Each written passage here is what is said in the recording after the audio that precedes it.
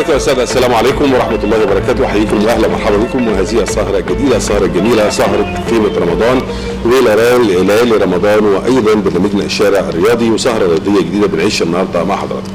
حقيقة في بداية حلقتنا النهارده بنسهر معاكم، وزي ما عودناكم دايما من خلال هذه الليالي الرمضانية الجميلة بنحاول نسترجع مع حضراتكم كل ما هو قديم من خلال رياضتنا المفضلة ورياضتنا الجميلة، وأيضا كل ما هو جديد في لعباتنا الرياضية.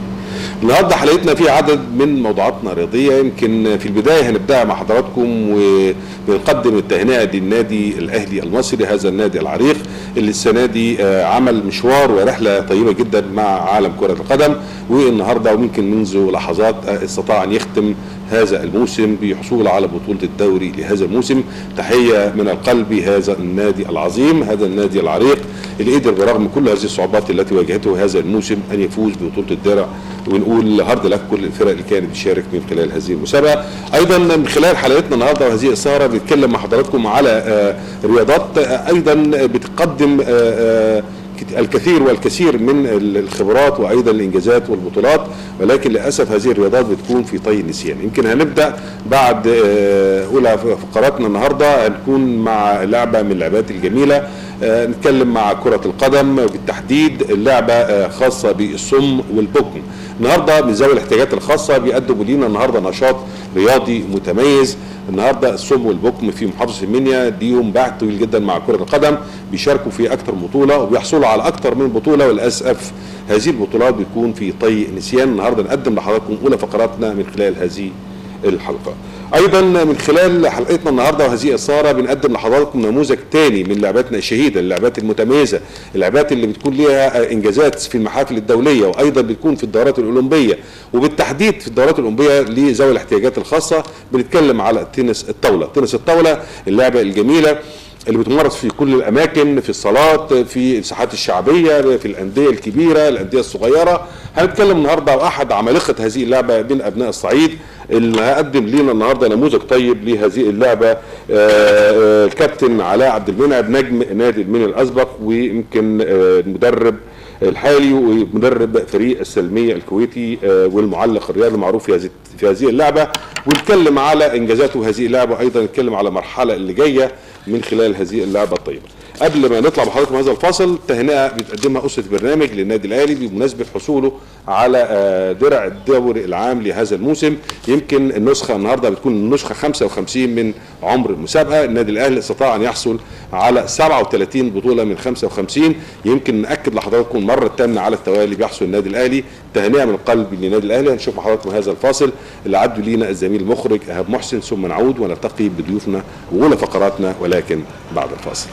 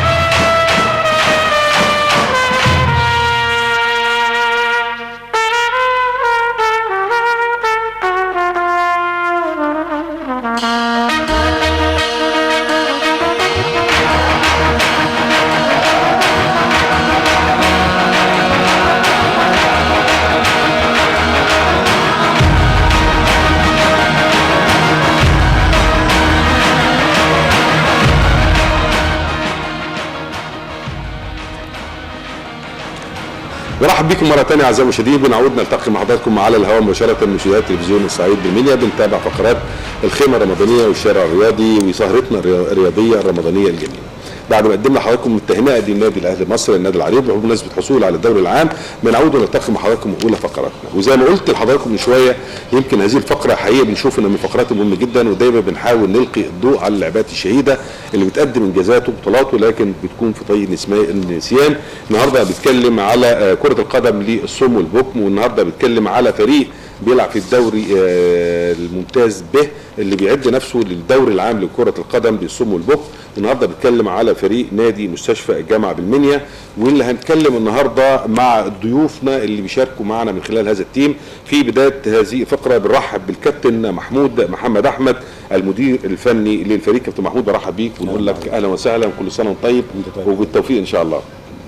ايضا معانا الكابتن جابر مبارك احد اعضاء الفريق وايضا مترجم. كابتن جابر برحب بيك ونقول لك كل سنه وانت طيب. كل عام وانت طيب حضرتك. ونقول لنا تحياتنا للكابتن عمرو محمد شندي احد نجوم الفريق وكابتن الفريق. وتحياتنا الكابتن محمد فتحي اداري شؤون اللاعبين بالفريق. كل سنه وانت طيب. كل سنه وانتم طيبين. كل سنه وانتم طيبين. بنشكركم كل سنه وانتم طيبين وبالتوفيق ان شاء الله. في البدايه كابتن محمود الحقيقه انا بهنيك على انجازك مع فريق صم والبكم واللي انت عملتوه، لكن برضو يعني زي ما انا قلت في مقدمه الفقره هذا الفريق برغم انجازاته لكن في طي النسيان ومحدش يعرف عنه الكثير. ادينا نبذه باختصار عن تاريخ هذا الفريق واي مستوى بيلعب. هو حضرتك عندنا ابتدينا مع الفريق دوت من سنه 2000 كنا بنلعب دوري ممتاز. تمام. لعبنا 9 سنين في الدوري الممتاز. خدنا 7 سنين بطوله الدوري. وخدنا السنتين التانيين مركز. خدتوا بطوله الدوري العام؟ في نادي لا كنا بنلعب في مركز شباب المحافظه. بعد كده حصلت فتره كده انهيار ليها بسبب طبعا مشاكل اداريه ومشاكل ماليه طبعا. فقعدوا حوالي 3-4 سنين انا ما كنتش معاهم والامور كان في مشكلات. ابتدينا السنه دي نخش بيهم الدوري العام. تمام. هو النظام في دوري ممتاز الف، في دوري عام، وفي دوري اللي هو المناطق.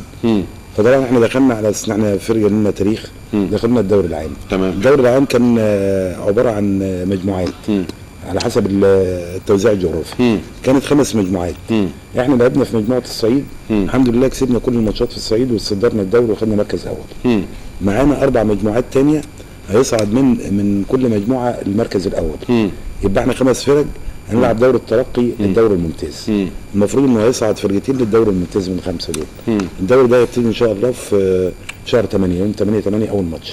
8/8 الجاي ان شاء الله. ان شاء الله. كابتن جابر يعني سألنا كابتن محمود فتحي يعني الامكانيات الماديه بالنسبه لهم، وهل دي كانت عقبه في وصول الفريق لهذا المستوى ولا الامور ماشيه بشكل كويس؟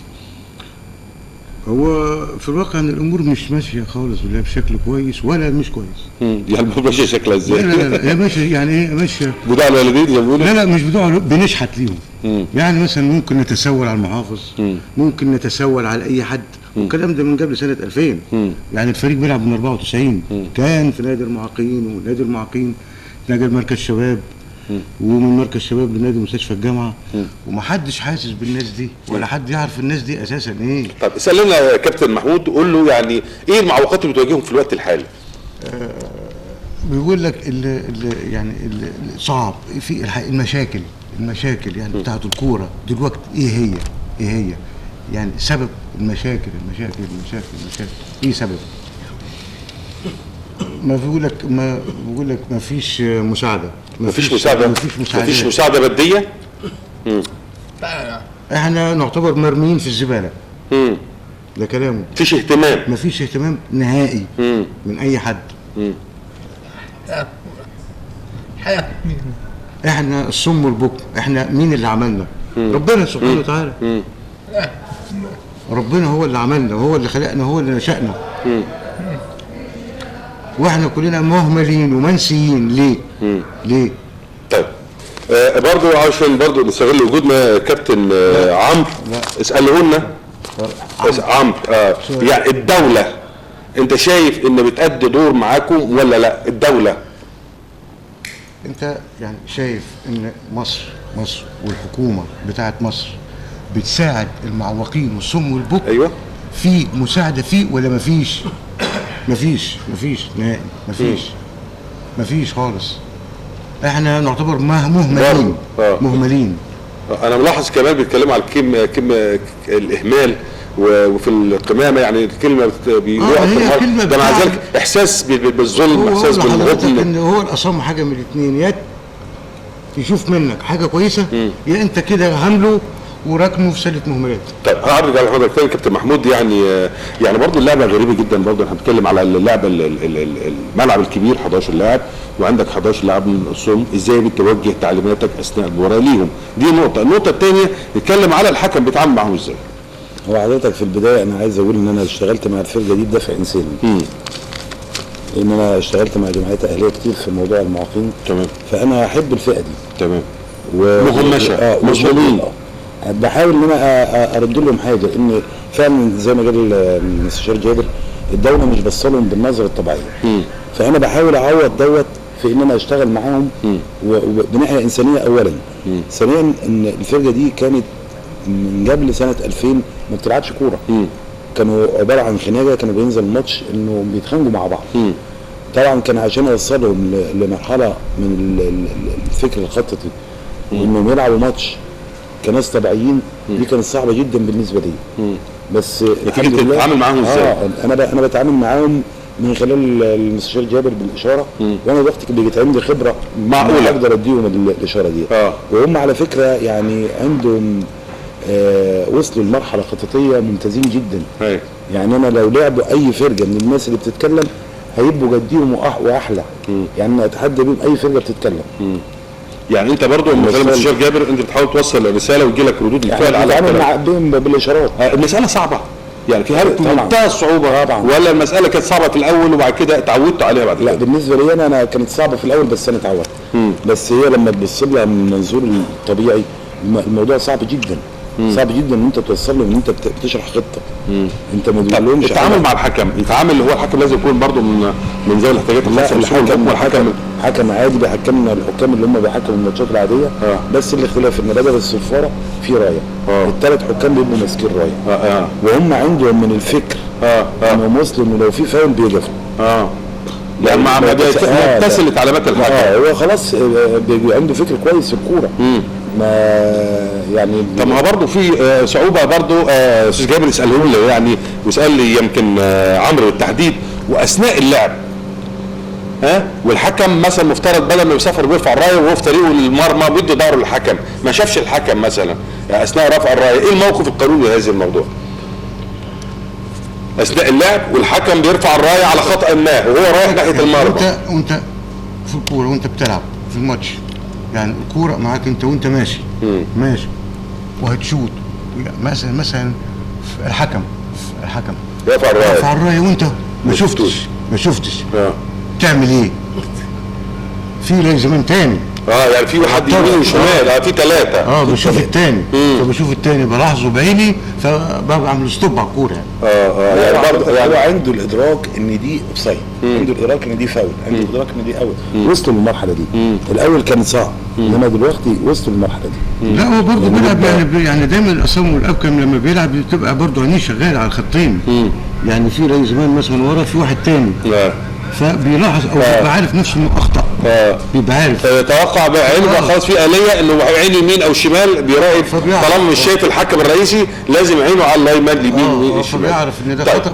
اسالني يعني كابتن محمود على المرحله اللي جايه وهم داخلين تصفيه ومفيش فلوس هتعملوا ايه؟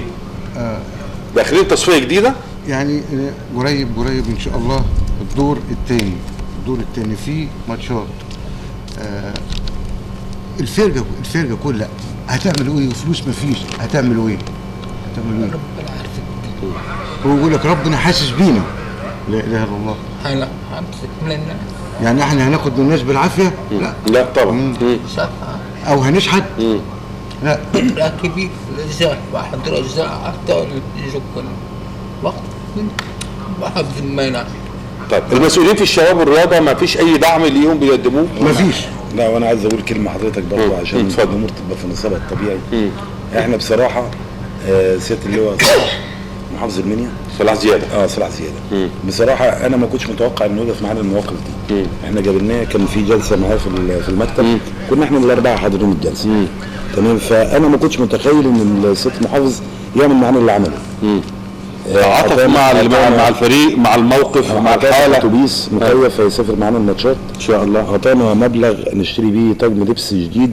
ان اللبس ده لو تبص حضرتك للصوره ده صوره للفريق. اللبس ده له 3 سنين. طيب يعني ده الفريق، يعني يا ريت حضرتك يعني تجيب لنا جزء من التصوير ده ونقول دي الحاله اللي عليها الفريق من 3 سنين. من 3 سنين ده ما اتغيرش طبعا من 3 سنين. لا، سياده المحافظ اعطانا مبلغ 6000 جنيه عشان نجيب لبس للفرقه، ووعدنا انه يدينا 10000 جنيه دعم للفريق. وبصراحه يعني هو دلوقتي مكتبه مفتوح لفرقه السم البكم، وقلبه مفتوح لينا بطريقه يعني جميله جدا. انا ما كنتش اتخيل ان في مسؤولين في البلد بطريقه اللي هو صلاح زياده. ده شيء مهم جدا يا رب. يعني طبعا بنشكر صلاح زياده محافظ المنيا. يعني الحقيقه كل الشيء بالشيء يذكر انه من ضمن انجازات محافظ المنيا انه ساعد فريق الصم والبكم بالمنيا انه يكمل منافسات هذا الموسم، وايضا بيجهزهم للبطوله القادمه ان شاء الله، التصفيه اللي تاهلهم للدوري الممتاز لكره القدم للصم والبكم. يمكن عشان الوقت بيداهمنا، بس انا هبدا بعمرو وكلمه اخيره. ايه اللي بيطلبه في وفي رساله. اي مهر رساله هيقول رسالته ايه؟ رسالتك ايه وتطلبها من مين؟ قول انا ببعت رساله لسياده المشير السيسي رئيس الجمهوريه. الاول بحييه وبنبارك له وربنا يوفقه، وبنقول له اعاده النظر لفرق المعاقين. طيب. والوزير الشباب اعاده النظر في الدعم المقدم الذي لا يقارن بين فريق زي فريق الصم والبكم مثلا في المنيا وفريق النادي او فريق الاهلي او فريق الزمالك. فرق شاسع. لما اقول انا اطلع دعم لفريق الصم والبكم 5000 جنيه واطلع لفريق تاني نص مليون جنيه ازاي؟ فعلا في تفاهم. فانا بوصل. هو عمرو محمود بيقول احنا بنوصل رساله. شوف محمود يقول لي بقى ايه طلباته ايه؟ شوف رسالتك عاوز ايه؟ الرساله بتاعتك عاوز لمين؟ الرساله رئيس الجمهوريه ووزير الشباب. وزير الشباب. اعاده النظر في الدعم المقرر للفرق الصم والبكم او المعاقين عامه. في رساله ثانيه؟ وزير الشباب هو المسؤول عن الشباب، واحنا بنقول له يعني اعاده النظر في الدعم اللي بيتقدم من وزاره الشباب للجنه البارالمبيه اللي هو اتحاد المعاقين سابقا. يعني بصراحه يعني دعم لا يقارن. طب استاذ جابر، انت شايف ايه من وجهه نظرك انت برضه بتضيف على الكلام ده ايه؟ والله انا شايف ان الفرقه دي كويسه وفرقه ممتازه. يعني لما دخلنا لسياده المحافظ ما كانش يعرف اساسا ان في فريق صم البكم بيلعب كوره. يعني والراجل تكرم وتفضل مشكورا ودعم الفريق برضه بمبلغ كويس. وبنأمل وخصوصا يستمر الدعم ده. بنأمل يعني لا ويزيد. بس على الاقل يستمر. ده نقطه مهمه برضه. احنا كلنا عارفين ظروف البلد. وانا ما بقولش ان انا اعامل عمرو ومحمود وفريق الصم والبكم زي النادي الاهلي ولا الزمالك. لا انا بقول وليه ما يكونوش احسن؟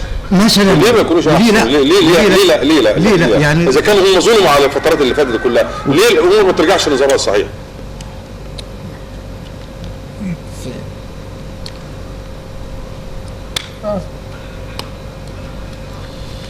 مع باب الزهر الطاقة سمرون أربعة هم جبر مرفع ولا فين؟ برضه يعني محمود بيصير نقطة كويسة، بيقول احنا عندنا لعيبة بتيجي من مغاغة ومن بني مزار ومن بلاوي ومن بني سويف، ما بياخدش من النادي حتى بدل سفر خالص نهائي ولا وجبه. وازاي بيلعب يعني؟ ولا كلمت ولا برضه انه يكلم رئيس الجامعه يعني زي الوجبه اللي بيدوها للطالب ان بعد الفريق ما يتدرب يروح ياخد وجبه. ده حقه زي حد حقه على النادي. حقه. كابتن محمود كلمه اخيره تحب تقول ايه؟ وانا بوجه التحيه لسياده المحافظ وبطلب منه ان هو يعني صدره يبقى مفتوح لنا دايما ويستمر في الدعم. وبوجه كلمه لجمهور المنيا ان احنا داخلين على مرحله صعبه جدا اللي هي دوره الترقي. احنا معانا 4 فرق من اسكندريه ومن الشرقيه ومن القاهره ومن السويس. عندنا ماتشين هنا في المنيا 5 فرق يعني على مستوى الجمهوريه 5 قطاعات هيصفوا كل فريق هيلعب ماتش واحد. هيلعب ماتش زي الدوره الرباعيه بالظبط بتاعت الدوري دي. احنا عندنا ماتش السويس هنا وعندنا ماتش الشرقيه هنا، وهنلعب اسكندريه والقاهره في بره ارضنا. فانا بتمنى ان الجمهور يحضر الماتش دوت، هو اول ماتش يوم 15/8 هيبقى على استاد المنيا. استاد المنيا ان شاء الله. بتمنى ان الجمهور يبقى موجود. في جمهور هيبقى مسموح بدخول جمهور؟ ما 8/8 ده هيبقى نلعبه بره. اول ماتش بره، لكن 15 اول ماتش للمنيا 15 هنا هنلعب السويس ان شاء الله. اولا انا سعيد بيكم استاذ جابر، نقول تحياتنا واشكرهم له وتحيات وان شاء الله احنا هندعم دايما الفريق ونقف معاه عشان ربنا ينصرهم ونبارك لهم في النجاح ان شاء الله. هو الاعلام. بشكرك كابتن محمود وتحياتنا ليك. كل سنه وانتم طيبين. كل سنه وانتم طيبين. ويمكن اعزائي المشاهدين ما زلنا معكم وسهرتنا مستمره، والحقيقه ده نموذج من النماذج الطيبه بنحاول نلقي الضوء على النجاح الموجود، وان كان البعض لا يستشعر بهذا النجاح لكن اكيد في مسؤولين زي الوزير محافظ المنيا يستشعر بهذا النجاح وبيحاول يمد ايد العون ليهم. عايزين وزير الشباب، عايزين مسؤول عن الرياضه في المنيا، وزاره مديريه الشباب والرياضه، اي رجال اعمال النجاح محتاجين دعم ليه في المرحله اللي جايه. اتمنى التوفيق. هنطلع مع حضراتكم هذا الفاصل قبل ما نلتقي مع حضراتكم والفقره الجايه والكابتن علاء عبد المنعم وكورال فريق كورال المنيا. نسمع مع حضراتكم هذه الفقره ثم نعود ونستكمل حديثنا. تابعونا ولكن بعد الفاصل.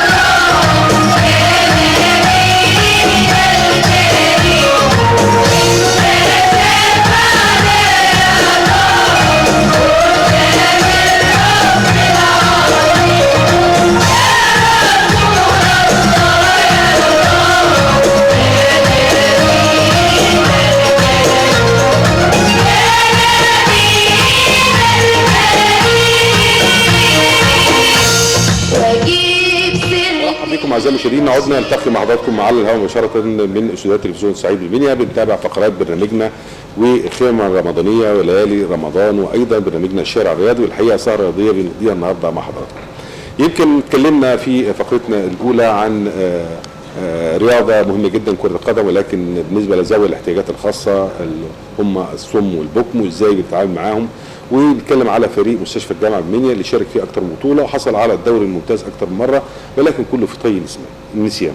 بعود التقي مع حضراتكم ولعبه رياضيه جميله ولعبه رياضيه شهيده الحقيقه، انها النهارده بنتكلم على هذه اللعبه ليها صولات وجولات على المستوى الاقليمي والمحلي والدوري، ولكن الحقيقه برضو كالعاده اللعبه مهمله الى حد ما، محتاجين ندعمها. النهارده عندنا اتحاد ليها وعندنا منطقه ليها، ولكن احنا محتاجين يكون عندنا نشاط اكتر من كده. النهارده بنتكلم عن لعبتنا الجميله لعبه تنس الطاوله، ومعانا احد نجوم هذه اللعبه من ابناء الصعيد وبالتحديد نادي المنيا الرياضي ومنتخبنا الوطني، والمدرب الحالي في نادي سلميه الكويتي ومعار هناك هو النجم كابتن علاء عبد المنعم، احد نجوم الرياضه المصريه وايضا في الصعيد. اهلا بك كابتن علاء. اهلا بك. الحمد لله على السلامه. كل سنه وانت طيب كابتن علاء. الحمد لله على السلامه. كابتن علاء حقيقه انا سعيد بيك ووجودك النهارده وفي زيارتك لمصر النهارده بعد اجازه في شهر رمضان المبارك من الكويت. اتمنى ليك التوفيق وان شاء الله يكون لعبتنا الجميله لعبه تنس الطاوله نقدر يعني نقدم فيها اكتر واكتر وتكون في المحافل الدوليه بشكل افضل وافضل. في البدايه يعني انت شايف هذه اللعبه الجميله لعبه تنس الطاوله على المستوى المحلي في المنيا شكلها ازاي، وايضا على المستوى الدولي بالنسبه للمنتخبات شكلها ازاي؟ بسم الله الرحمن الرحيم. برحب بحضرتك، برحب بالشاشه، برحب بالشاشه اللي رجعت تاني قناه الصعيد بثوبها الجديد. بشكرك. طبعا تنس الطاوله على المستوى المحلي نادي المنيا هو احد قلاع تنس الطاوله على مستوى الجمهوريه. صعدنا بالفريق، انا كنت اتشرف كلاعب من جيل الكابتن عادل ابو حميد والكابتن طارق اسماعيل ومجموعه سيد موسى من اسوان، مجموعه كبيره جدا. صعدنا بالفريق سنه 91 الدوري الممتاز، الدوري الممتاز الف، والحمد لله يعني بفضل الله لغايه هذه اللحظه الفريق بيلعب في الدوري الممتاز الف. لكن ادينا كام سنه كده من خارج ابناء المنيا، وده المعتاد في ظل الاحتراف، في ظل انت تدفع للاعب، في ظل انت تقدر تعمل قاعده من تحت، وده صعب جدا في ظل اللعبه شهيده زي ما حضرتك تفضلت وقلت. فيها مصاريف، فيها مضرب، فيها جلد مضارب تصل الجلده ل 300 جنيه، يصل الجلده متغيره مستهلكه. ازاي تقدر توظف ده في نادي زي نادي المنيا؟ انا بقول النادي الوحيد اللي هو في الصعيد بيلعب دور ممتاز مع نادي اسوان حاليا. نادي المنيا ونادي اسوان خلاص، نادي المنيا هبط للدوري الممتاز لكره القدم. ليه ما اخدش نادي المنيا اديله دعم للفرقه واحافظ عليها واعمل، اشوف راعي زي ما شفت احد الرعاه في فريق كره القدم، اشوف راعي لفريق تنس الطاوله يعني نقول عقدين من الزمان مستمر بفضل الله. ده على المستوى المحلي. وببعت طبعا تهنئه للسيد المشير الشسيب بمناسبه نجاحه في هذه الدوره، وان شاء الله تكون يعني دوره رياضيه يا رب ان شاء الله. لكن على المستوى المحلي نادي المنيا انا بطلب من الساده اعضاء مجلس الاداره يحافظوا على الفريق ويحافظوا على كيان الفريق اللي احنا كنا بفضل الله لعبنا وحققنا اسمنا المتواضع في مجال تنس الطاوله بحروف من نور. عاوز اجي عايز الاسم ده يكمل على طول كنادي المنيا. هو احنا مبدئيا بنشكرهم ان هم مستمرين لحد دلوقتي في الدوري الممتاز الف، وده جهد كبير جدا. دي زي ما انت قلت حضرتك كنت مسافر، لكن كابتن طارق اسماعيل عضو مجلس الاداره وكابتن عادل عبد الحميد طبعا المدير الفني، يعني بنشكرهم على هذا الجهد ونتمنى التوفيق. لكن قبل ما نتكلم على المساله الدوليه اتكلمنا على فين قطاع الناشئين وبدا يعني اهتمام النادي مثلا او منطقه المنيا بالناشئين، وكنا زمان بنخرج عدد كبير جدا من الناشئين. هل ده موجود في الوقت الحالي؟ للاسف مش موجود، وانا بعلنها صراحه مش موجود. مش موجود في كمنطقه، مش موجود كاتحاد كدعم، مش موجود كاهتمام كنادي المنيا. المفروض عندي تفريغ معمل تفريغ ناشئين يطلع لي بدل ما اقدر اشتري من بره، يبقى عندي قاعده تحت، قاعده ناشئين اطلع بيها زي ما احنا طلعنا وغيرنا كذلك. اعمل 5 6 تحت اطلع بيهم لغايه في مدرسه يا كابتن، كان في مدرسه فعلا بس ما كملتش. لا لعبتنا شهيده، لعبتنا مش عايزه دعم مثلا يا كابتن، عايزه فلوس ولا عايزه مدربين ولا عايزه ايه؟ هي عايزه امكانيات شويه. النهارده انت بتدي 10 صاغ لكره القدم وبتدي قرشين لتنس الطاوله. لا يا ريت قرشين لو حسبنا القرش كده يبقى يعني لعبه. طب ليه يعني ما انتوا حضرتك من خلال برنامجك ومن خلال القناه ان انت بتلقي الضوء على الالعاب بتحقق نجوم وبتحقق يعني محافل الدوليه زي ما قلت. مصر ثالث اولمبياد، ثالث على مستوى العالم في بطوله كاس العالم للقارات السنه اللي فاتت. مصر بطل افريقيا، مصر بطل العرب لسنين. لسه واخدين دينا مشرف واخده من حوالي اسبوعين تقريبا في نيجيريا بطوله كاس افريقيا للسيدات. يعني في نجوم كتير على مستوى مصر. ليه ما اهتمش؟ انا معلش انا اقليمي شويه وانا اتشرف ان انا ابن المنيا. ليه ما اهتمش بالناشئين؟ ليه ما اهتمش بالقاعده اللي يعني على مستوى المتوسط ليس البعيد، ان انا ما احتاجش لحد من بره، عندي معمل تفريغ تحت احنا محتاجين يا كابتن في كل نادي، كل مركز شباب يكون فيه القاعده اللي هي المدارس الصغيره، فبالتالي تعمل نوع من التصعيد للمستوى الاعلى، فبالتالي يكون قاعده الممارسين لهذه الرياضه يكون اكبر مما موجود في الوقت الحالي، فبالتالي نقدر نصعد للانديه، نصعد للدوري الممتاز، نصعد منتخباتنا. فبالتالي احنا عايزين نوسع القاعده دي. عشان نوسعها محتاجه مدربين، ولا محتاجه فلوس، ولا محتاجه اعلام اكتر، ولا محتاجه ايه بالتحديد عشان نزودها؟ اقول لحضرتك يعني لعبه اسهل من يعني يقول منضده ولا ترابيزه في اي قاعه في مركز شباب ممكن نمارس عليها اللعبه. طبعا يعني من ضمن سهولتها ان في اي مكان تكون كنت ممارس. وعايز اقول اضيف كمان لحضرتك، وحضرتك تعلم هذا الكلام، ان فتره من الفترات كنا بنشوف الاحياء الشعبيه كتير من الترابيزات مصروفه في الشارع، والعيال بتلعب او الاولاد بيلعبوا، يعني كان نوع من سهوله اللعب كترفيهيه وليس كانت لعبه بطوله يعني. طب ايه المشكله فين بقى؟ المشكله في ان مجالس الادارات بتصب يعني نجوميتها على كرة القدم. انا لا امنع النجومية على كرة القدم، اوكي، بس ادي انت النهارده لعبت سنة وهبطت. طب ايه اللي عندك كنادي المنيا؟ عندك تنس طاولة دوري ممتاز الف من 91 بفضل الله. انا ده موجود من زمان يعني، مش ما عملوش مجهود فيه فعلا. انا يعني نجحنا واستمرينا الى انا سافرت في الخارج وكده، لكن مطلوب منك ان انت تحافظ على الفريق دوت، تدعمه، تشوف راجل اعمال زي ما قلت لحضرتك، رجال اعمال، شوف احد الشركات الرعاة زي ما راعت الفريق الاول لكرة القدم ترعى فريق تنس الطاولة، يتكتب على التيشيرت اللي بيلبسوه اللاعيبه اسم الجهه المعلنه. حاول تهتم تعمل دوره تدريبيه، منطقه تعمل دورات تدريبيه تستعين بابناء النادي وابناء المنيا على مستوى المحافظه من العدوى لدرمواس. لكن نقدر نقول في اسماء كبيره، لكن اللعبه شهيده، اللعبه ما تصرفش، رواتب مش كويسه يعني عفوا يعني. حتى يمكن فترات نادي المنيا ما كانش عارف يدي الفلوس رواتب اللاعبين المحترفين اللي كانوا جايين النادي. طبعا انت جايب لعيبه من خارج المحافظه مش مديهم فلوس، ده يمكن كان من فتره، ما اعرفش دلوقتي الحاجه فعلا حقيقه يعني الوقت يمكن انتظمت من سنه، لكن ليا انا يمكن كنت مسافر وما زلت في السفر وكده، اصدقائي بيخاطبوني عبر مواقع التواصل الاجتماعي ان لينا حقوقنا ولينا مش عارف ايه، وانت يعني المفروض تدخلت فعلا، لكن ليس باليد حيله. انا مش مع كل الكرات كانت مسخره دايما للعبه الاشهر كره القدم. فعايز ارجع بره الزمن شويه كده، وكابتن علاء عبد المنعم يعني نجم نادي المنيا ومنتخباتنا الوطنيه وتاريخ، يعني بدايه اللعبه بالنسبه لك انت، يعني اديني كده السي في بتاعك بسرعه كده. وانا فاكر فتره من فترات انت كنت لعبت في بطوله من بطولات المصر، عالم للرواد. الرواد بالظبط، ما شاء الله. الله اكبر، ما شاء الله عليك، الذاكره يعني. انت حضرتك وكابتن محمد صغير وكابتن محمد كمال وكابتن ممدوح احد الاعمده الرئيسيه في القناه، خصوصا في مجال الرياضه، ودي حقيقه يعني. انا عاوز بك، انا علاء عبد المنعم ابن نادي المنيا، ابن الشباب المسلمين. لعبت دوري ممتاز، خدت 3 جمهوريه، لعبت المنتخب الوطني رقم ب، سافرت في عده دراسات تدريب داخل وخارج مصر، دربت النادي السوزوكس الاردني عام 2007، حاليا المدرب العام لنادي السلمى الكويتي ادي 3 سنين، والحمد لله راجع. حققنا هذا الموسم بطوله الدوري العام الكويتي، وخدنا بطوله الثاني الانديه الخليجيه كانت في قطر، وخدنا 3 العرب كانت في الاردن، والحمد لله رب العالمين. للاسف يعني من ضمن الاسباب ان لعبتنا شهيده، انا سبب ان انا سافرت يعني ده السبب ان انت ما لقيتش يعني الامكانيات اللي تساعدك على انك تكمل هنا. طب كلمني على فكره التدريب في الخارج في الخليج واهتمامهم بلعبه زي لعبه تنس الطاوله، الى اي مدى هم بيحاولوا يوفروا الدعم والامكانيات سواء المدربين او اللاعبين او امكانيات ماديه علشان انجاح هذه اللعبه هناك، شكلها ازاي عندهم؟ والله في النادي وفي الكويت تحديدا اللعبه لها اسم على المستوى الخليجي وعلى المستوى العربي. الكويت طبعا لها باع طويل، ابراهيم الحسن وسلام الحسن والنادي السلمي الكويتي احد اسماء البارزه، خد 3 العرب، وخد بطل العرب 2008 قبل كده. في اهتمام بكتيبه العمل من مدير اداري من الجهاز الفني. انا معايا مدير فني كويتي، معايا مدرب من كازاخستان، معايا مدرب من بيلاروسيا.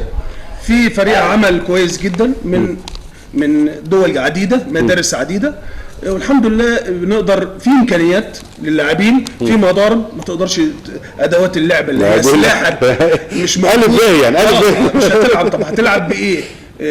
في معسكرات بنعملها، بالتالي في نجاح ان شاء الله. دي فتره معينه وان شاء الله ترجع لبيتك تاني وحضن نادي المنيا وتعمل فرقه من جديد. يعني دي فتره معينه، لكن اكيد انت راجع وليك افكار بتطوير اللعبه في بلدك اللي لها فضل عليك اكيد. طبعا انا اتشرف ان انا ابن ابناء المنيا وابناء الصعيد، والحمد لله يعني حفرت اسمي بجهودي، وبفضل الله ان شاء الله نقدر نعمل حاجه. لكن الفتره الحاليه انا يعني حد ترجع ان شاء الله خارج الوطن. طيب يعني ننتهز الفرصه وجود حضرتك النهارده ونتكلم برضه على النجاح والانجاز اللي عمله النادي الاهلي المصري النهارده بحصوله على بطوله الدوري العام. اعتقد يعني برغم يمكن الدوره الرباعيه ما كانت دون المستوى في الاداء، ولكن طول الموسم الى حد ما برغم الظروف اللي حصلت سياسيا واقتصاديا واجتماعيا، لكن اخيرا النادي الاهلي حصل على في النسخه 55 على بطوله الدوري للمره 37 والثامنه على التوالي. يعني ايه تصورك عن هذه البطوله؟ والله انا ببارك للمدرب المصري كابتن فتحي مبروك اللي اخر مهامه اليوم سلم المهمه لمدير فني جديد اسباني تقرر بشكل اساسي هيستلم العمل بعد نهايه الدوري هذا الموسم.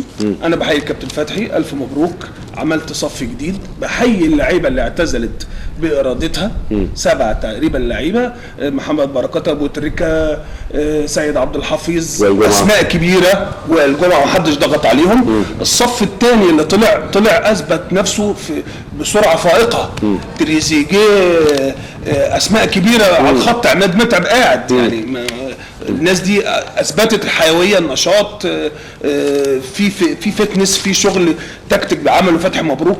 انا مش عارف ليه ما كملش المسيره. طبعا برضو مبارك للكابتن حماده الصديقي ابن نادي المنيا، نجم منتخب مصر الصديق وحبيبي، على انجاز ان هو وصل بفريق نادي سموحه لعمره في المسابقه اصلا 4 سنين فقط، منهم 2 ما تكملوش، منهم 2 اتكملوا، خد تاني وما خدش تاني الدوري بهزيمه، هو خد تاني الدوري باهداف. يعني برضه حضرتك احسبها كده هتلاقيها يعني انجاز. ده شرف انجاز اللي كابتن حماده صدقي ان عمل هذه النتيجه الطيبه. نتمنى للتوفيق ان شاء الله. لكن عموما يعني المسابقه كان لها طعم وما كانش لها طعم السنه دي. وتصورك على المسابقه الموسم الجديد ايه اللي ممكن يحصل؟ والله الجماهير هي كل حاجه. حضرتك متابع كاس العالم، بتتابع ال4 فرق اللي وصلوا لكاس العالم، كل حاجه جماهير. انا بتمنى عوده الجماهير. عوده الجماهير هتيجي اعلانات، عوده الجماهير هترجع الحياه تمشي واحده واحده، مش لازم 30 و40 الف. ابتدي بس شويه برضه هنرجع للكوره، لكن نرجع للعبتنا تنس طاوله. مش هنقدر ان احنا نطلع من صميم هذا القعده الجميله وفي الصحبه في رمضان ان نقول تنس الطاوله هي سبيد سبيني دايركشن، 3 كلمات ساحره في تنس الطاوله، سرعه ودوران واتجاه. انا بدعو كل مشاهدينا عبر قناه الصعيد ان نوادي المنيا مفتوح لاي حد عاوز يجي، واتمنى اللعبه تزدهر في نادي المنيا ان شاء الله. النجم الكبير كابتن علاء عبد المنعم، نجم نادي المنيا الاسبق ومنتخباتنا الوطنيه والمدرب الحالي في نادي السربيه الكويت، انا بشكرك وسعيد بيك ونقول لك كل سنه وانت طيب والتوفيق ان شاء الله. وقريب جدا تدينا افكار كده عشان نطور اللعبه ليس على مستوى المحل فقط ولكن على المستوى الدولي بشكل كبير، لانك انت احد انجازات هذه اللعبه واتمنى ليك التوفيق. شرفتنا مره ثانيه. اشكرك كابتن محمد، كل سنه والساده المشاهدين طيبين وحضرتك طيب. بنشكر النجم الكبير كابتن علاء عبد المنعم في حضوره معنا هذه السهره. الحقيقه يمكن وقته ضيق جدا جاي من الكويت، لكن طبعا ما قدرش يحرمنا من هذه اللحظات اللي احنا فيها بنعبر عن تهانينا ليه بوجوده في مصر، وايضا لهذه اللعبه البيضاء الجميله لعبه التنس، وايضا المباركه اللي قدمها للنادي الاهلي مصر. ده يمكن في عجاله سريعه كده بنقدم لحضراتكم هذا النموذج والانجاز النهارده. اشكركم لحسن المتابعه لحلقه من حلقات الخيمه الرمضانيه والشارع الرياضي. غدا لقاء جديد واسره جديده وزملاء اخرين. شكرا لكم والسلام عليكم ورحمه الله وبركاته.